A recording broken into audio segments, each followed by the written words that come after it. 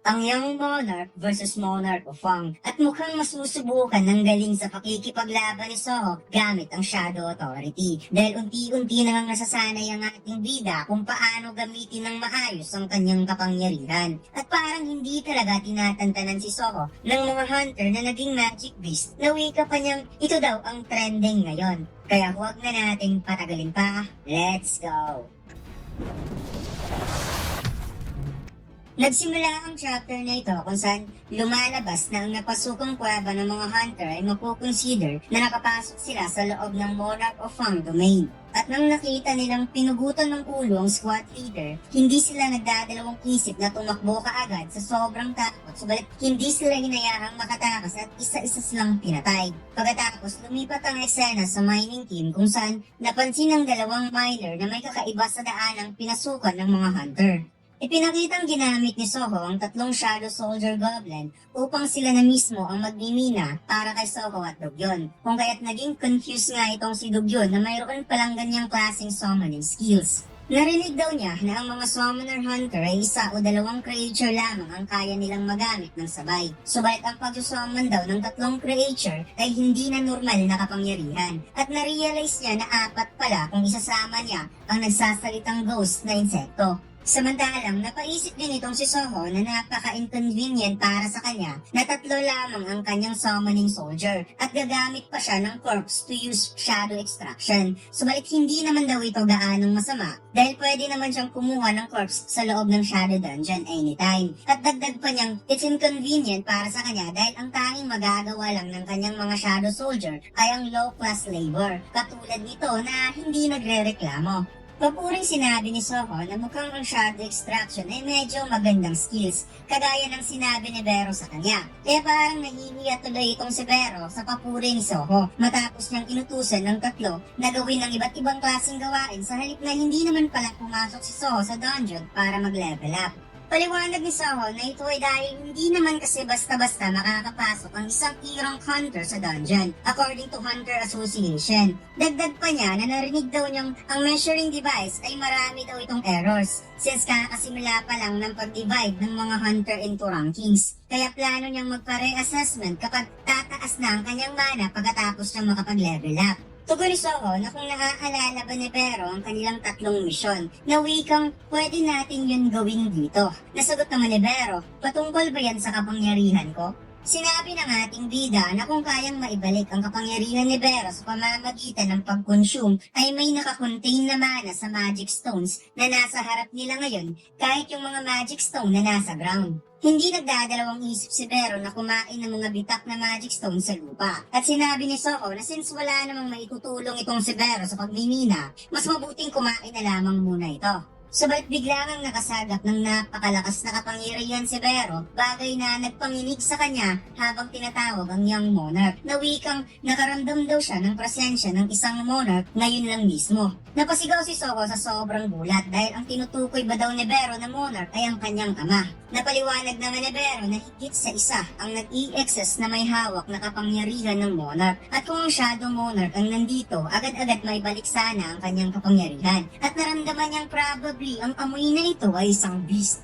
Bumalik ang eksena kung saan may narinig na ingay ang dalawang miner, kaya kinabahan sila dahil ang direksyon kung saan mayroong sumigaw ay ang dinaanan ng mga hunters, at maya-maya unti-unting lumitaw ang mga pulang mata hanggang sa nagpakita ang tatlong magic beast sa kanilang harapan. Sila ay napatanong kung bakit may mga magic beast dito, at biglang tinulak ng miner ang isa niyang kasamahan sa sobrang takot at dali-dali itong tumakbo. Kaya sobrang natatakot ang tinulak at ginamit niya ang pickaxe para hindi lumapit ang wolf. Ngunit kinagat lamang ito at walang kahirap-hirap na dinurog. Bagay na nagpa-realize sa kanya, nakatapusan niya na, kung kaya't siya ay napaluha, napasigaw upang humingi ng tulong.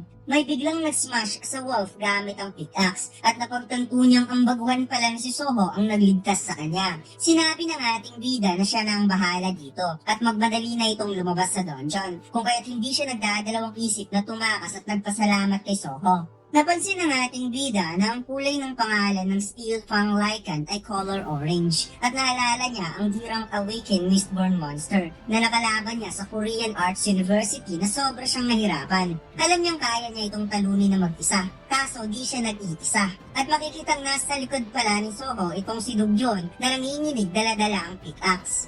Sinabi ni Soho na pwede na ring tumakbo itong si Dugyon, ngunit wika nito na hindi na siya muling tatakbo. Iniligtas ni Soho ang lahat na nandito, kaya hindi niya ito iiwan na mag-isa. Kung kaya tugon ng ating bida, kung magkaganon, hihingi na lamang siya ng tulong kay Dugyon kapag siya ay nasa panganib. At pabulong na inutusan ni Soho ang 3 Shadow Soldier Goblin na bantayan si Dugyon. Binuksan ni Soho ang inventory at makikitang sobrang daming weapon ang nasa loob ng kanyang storage. Lumalabas na inilagay niya pala ang lahat ng weapon ng mga goblin na napatay niya doon sa Shadow Dungeon. Kung kaya ito ang kanyang ginamit dahil medyo mas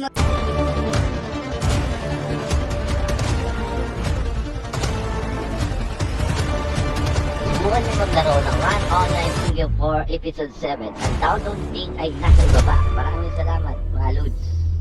maganda daw ito kumpara sa pickaxe. Samantalang si Dugyon ay nagbubuluhan na talaga kung anong klaseng summoning type hunter itong si Soho, na kahit weapon kaya niyang isummon. Mabilis na sumalakay ang ating bida towards sa 3 Steel Fang Lycan at direkta niya itong inatake sa bunganga ng wolf. Ngunit hindi lang yan ang ginawa ni Soho dahil hinati niya ang buong katawan nito. Kung kaya't hindi makapaniwala itong si Dugyon na ganun kadaling tinalo ng isang irang Awakened ang Steel Fang Lycan, habang ang 3 goblin ay tamang cheer up lang sa amo nilang si Soho. Nagsagawa ang ating bida ng Shadow Extraction at habang patake ang 2 Lycan, itinuon ni Soho ang kanyang kamay sa corpse ng Lycan at binigkas ang salitang Arise, kung saan nagulat ang 2 goblin, Dugyon at Bero, dahil biglang nawala ang isang goblin na kasamahan nila dahil sinakripisyo pala ito ni Soho to extract the Steel Fang Lycan. Kung kaya't ang 1 versus 3 na laban, naging 2 on 2. Bagay na nagpamangha kay Bero sa Young Monarch dahil kaya nitong gamitin ng Shadow Authority sa pakikipaglaban. Habang nakikipaglaban, inisip ni Soho na naging effective ang ginawa niya since no mana required ang Shadow Extraction. At ang poproblemahin na lamang niya ay ang pagtaas ng mana upang tumaas ang number of Shadow Soldier at nang makagawa siya ng sarili niyang army. Kaya sinabi ng ating bida, well, dadagdagan natin to. Tumagos ang dagger ni Soho sa ulo ng Steel Fang Lycan at kaagad nagsagawa ng Shadow Extraction. Kaya gulat na naman itong si Dugyon, Bero dahil isang goblin na lamang ang naiwan. Napatulala ang nag-iisang goblin at bigla itong napaluha dahil parang siya na ang susunod na isakripisyo. At hindi nga talaga nagkamali dahil muli na namang natalo ni Soho ang 3 Lycan kaya tuluyan na talagang bumaha ang kanyang luha.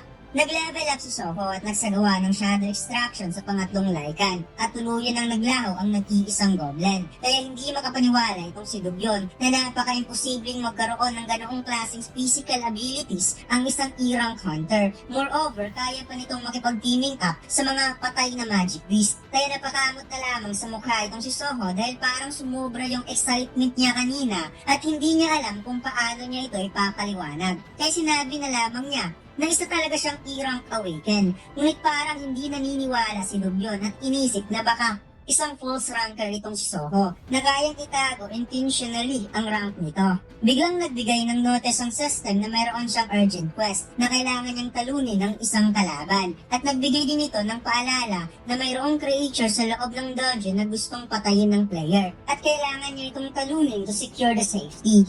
Kaya nagtataka ang ating bida kung bakit may isang kalaban, nagawa niya ng matalo ang 3 Lycan kanina. Kaya napagtanto niyang posibleng mayroon pang isang kalaban na hindi nagpapakita. Lumabas sa kuweba ang isang hunter kung saan nagulat si Dugyon dahil bakit hinayaan itong makalusot ang mga Steel Fang Lycan. At hindi nga siya nagdadalawang isip na lapitan nito upang talakan kaya pinigilan nito ni Soho. Ngunit hindi nga nagpapigil si Dugyon dahil ang mga strike squad daw dapat magsisilbing lifesaver. Ngunit anong nangyari? Bakit bigla-bigla na lamang dumating ang mga beast monster sa kanila? Subalit bigla nga siya nitong inatake kung saan napatulala nga siya at hindi na nakagalaw pa.